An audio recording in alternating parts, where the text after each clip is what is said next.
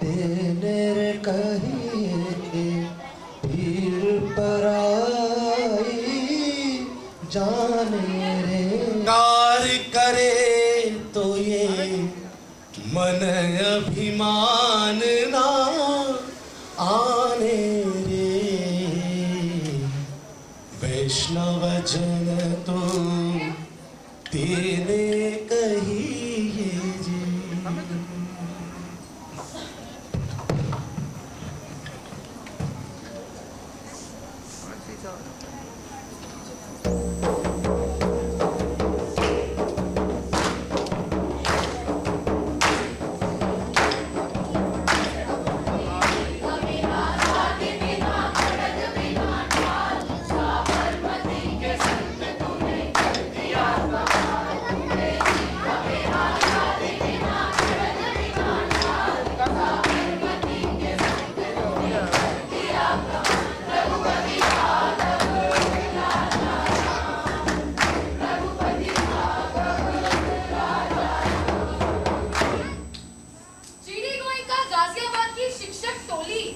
आज आप सभी को सुनाएगी एक कहानी। अरे इस कहानी का कोई नाम भी है? कहानी का नाम इम्पोर्टेंट नहीं है, इम्पोर्टेंट कौन है? वो इंसान, वो सोच जिसका नाम है मोहनदास करमचंद गांधी। गांधी? अरे भाई कौन गांधी? अरे वही गांधी जो सभी नोटों पे छपा होता है। शायद मैंने वो किसी की टी शर्ट में देखा था। अरे वो नहीं है गांधी। गांधी तो मुन्ना भाई लगे रहोगे संजय दत्त है। कुछ नहीं पता। गांधी देश के राष्ट्रपति है, राष्ट्रपति।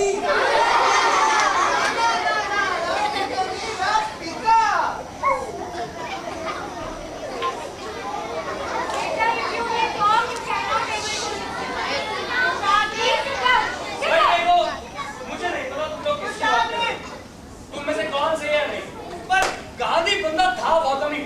अरे तुम्हें पता है उसके चश्मे कितने महंगे बिके थे नीलामी में?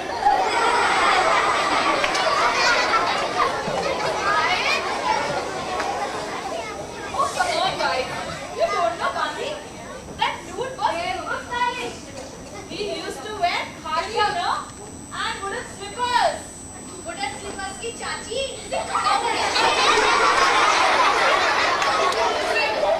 वही बंदा तो नहीं है जो रात में थप्पड़ लगने के बाद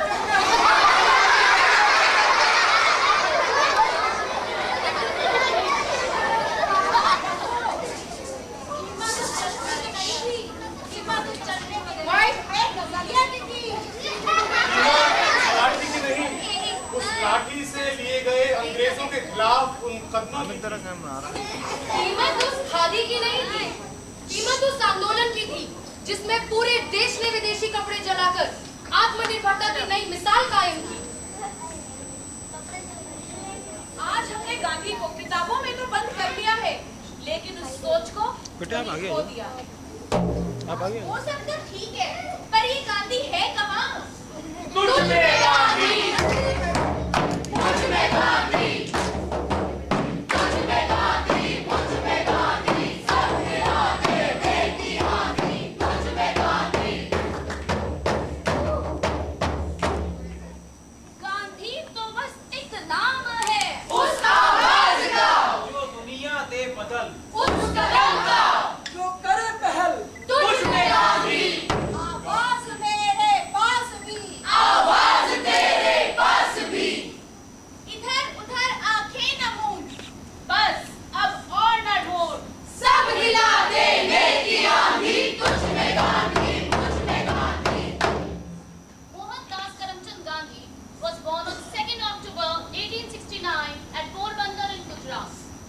As a child, he was very shy, underconfident, and even physically very weak. He had never thought that he would grow up into a man who would be followed by masses. Then what was so special about this man that made him Mahatma Gandhi? Let's find out. Dictation था class में, dictation था class में। पर गांधी जी नहीं थे 5 words लिखने के हालात में। 5 में से लिख पाए वो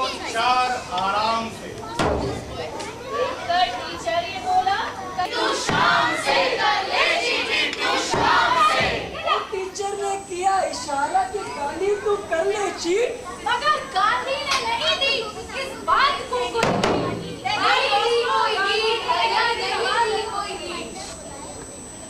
नतीजा ये कि क्लास में नंबर आए सबके पूरे और गांधी के नंबर रह गए अधूरे। गांधी कम नंबरों से नाखुश नहीं था। नाखुश था वो उस टीचर के बर्ताव से, उस सोच से जो शुरू भी बेईमानी से हो और खत्म। और एक दिन वो था जब गांधी खुशी खुशी कम नंबर ले आया। और एक दिन वो है कि सब लोग पूछते हैं भाई कितना पाया? It wasn't as if Gandhiji's childhood was perfect. He lied, he stole, and he made mistakes.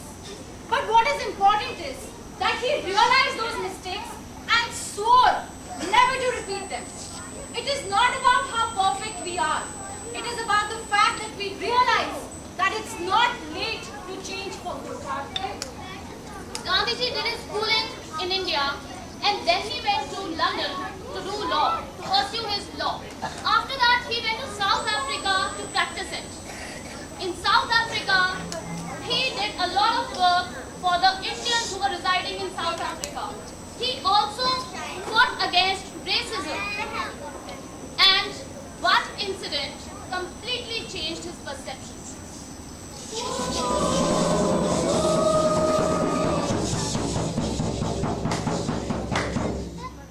बात है उन दिनों की, गांधी जा रहे थे लेके टिकट फर्स्ट क्लास की। दुनिया में तब था रंग भेद और गांधी जी को था उस बात का खेद।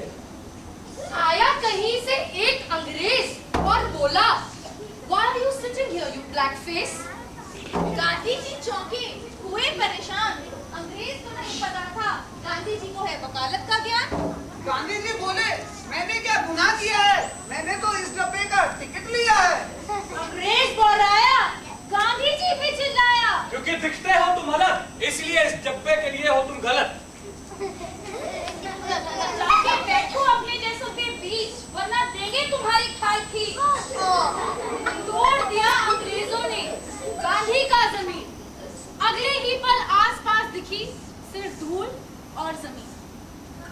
लौट आए रे बाबू भैया, लौट आए रे बाबू, भारत की जनता के होठों देख हमारे आंसू भैया, देख हमारे आंसू। लौट आए रे बाबू भैया, लौट आए रे बाबू, भारत की जनता के होठों देख हमारे आंसू भैया, देख हमारे आंसू। भूख प्यास से जूझे थे, लेकिन आवाज थी बुलंद। चंपारण के किसान भाइयों के दुख कर दिए खत्म। After working for the indigo farmers of Champaran in Bihar, Gandhiji went to Gujarat and kept a fast for the mill workers over there. He presided over the opening of the first khadi selling store in Bombay, which was a big step towards self-reliance. Then started the mass civil obedience movement. अरे भाई सुना है, गांधी जी कह रहे हैं अगर हम विदेशी चीजों का उपयोग ना करें तो अंग्रेजों की कब्र टूट जाएगी। अरे उनका पूरा ध्यान तो हमारे प्रोडक्ट पे ही रहता है। हम लोगों से कच्चा माल सस्ते में लेते हैं और इंग्लैंड में उससे उत्पाद करके हम ही को महंगे में बेचते हैं। बिल्कुल सही। और अगर हम उनकी बनाई हुई चीजें प्रयोग ना करें तो उनके पास कोई वजह ही नहीं है रुकने की और हम पर हुक्म चलाने की। सही कहा। 1930 में गांधी जी ने दांडी मार्च करके नमक का कानून तोड़ा था। अंग्रेज सरकार हमसे हमारे ही समुद्री किनारे पर बने नमक का कर यानी टैक्स लेती थी। यह एक बहुत ही अमानवीय किस्म का कर था, जिसमें कि नमक जैसी चीज के लिए भी गरीबों से टैक्स लिया जाता था।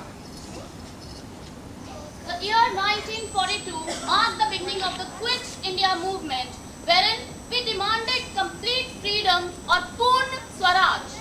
अंग्रेजों भारत छोड़ो, अंग्रेजों भारत छोड़ो, do or die, do or die, करो या मरो, करो या मरो, अंग्रेजों भारत छोड़ो। 15th August 1947, when India woke to a new dawn of independence, everyone in the country was celebrating, but Gandhi was mourning and fasting for the people who were killed in the Hindu-Muslim riots. For him, the entire nation was a family, and that is the biggest reason he did not wear a kurta throughout his life.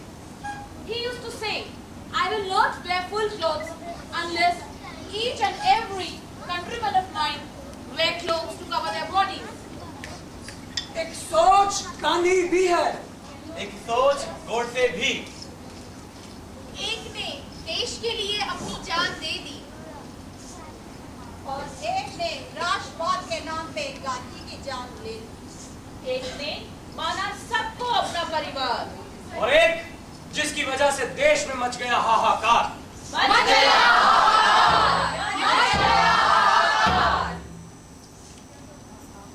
मैं सोचती हूँ कैसा रहा होगा आजादी से पहले का ये सफर।